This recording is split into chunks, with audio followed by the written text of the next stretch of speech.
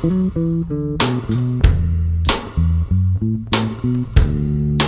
we're all well aware of just how beautiful the Vespa is, but there's something a little strange about them in the American market, and that's these little guys. These are turn signal pods. I saw someone call them lollipops. I feel like they kind of look silly enough without giving them an even sillier name. So I'm gonna go with turn signal pods. And these show up on Vespa 50s and 150s in the American market because apparently there's some kind of obscure regulation about how far apart turn signals can be. Oddly, the GTS, which is just slightly wider, apparently meets the regulations required and doesn't need these silly little pods.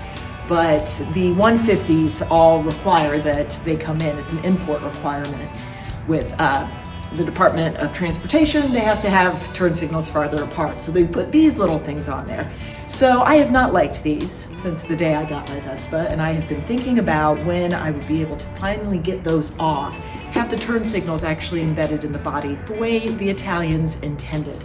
So I ordered a kit from Scooter West, and there's a video basically on how to go through the process of getting everything wired, getting these things off in the front and the back, and finally having the turn signals built into the body. So I ordered this kit, I watched the video, and I determined that the project was a bit above my pay grade. So I solicited the help of a friend who is a bit of a car or motor engineer nerd of sorts, and he's very excited about the project. So I'm hoping I drop it off today. This is a great winter mod. I cannot wait to see what Roxy looks like without these silly little pods on there anymore.